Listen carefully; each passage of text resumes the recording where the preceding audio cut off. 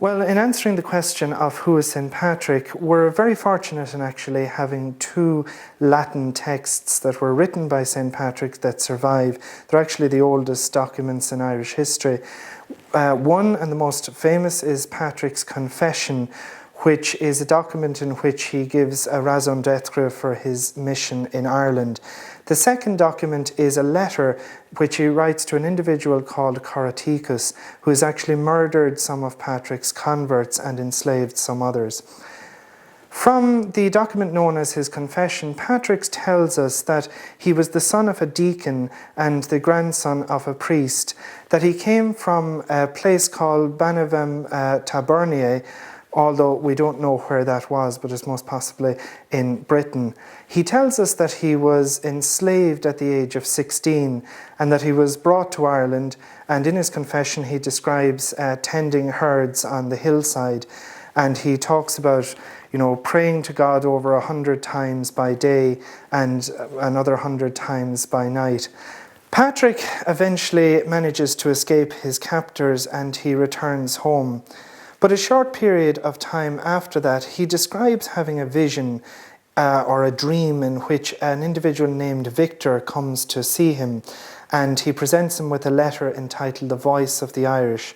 And he refers to hearing, as it were, the voices of the people of the wood of Foclut, he describes, which is on the western seaboard.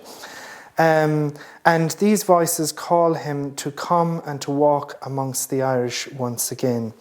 And with that, Patrick realizes his mission and he decides that God is calling him to work among the Irish people. We know that Patrick wasn't the first person to bring Christianity to Ireland.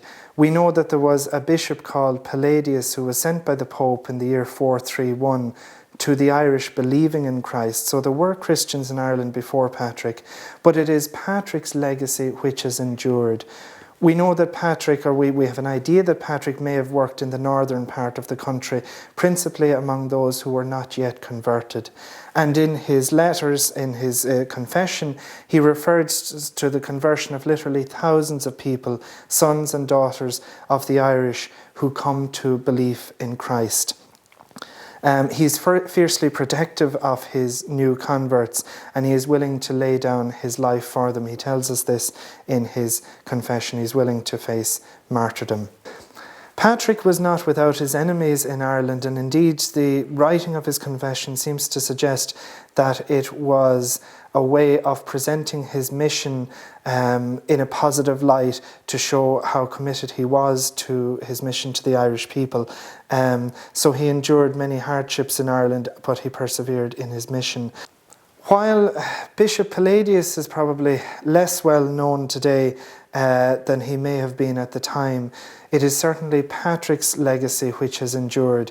It is Patrick who brought the faith to the great bulk of the unconverted Irish people in the 5th century.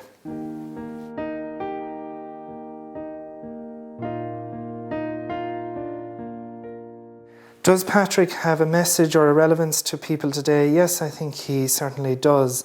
And indeed, from looking at the historical documents, the historical Patrick, I think, is a far more impressive Patrick than the Patrick of legend. 3 points I would mention in particular regarding Patrick. One of the things that comes across to us is Patrick's deep humility.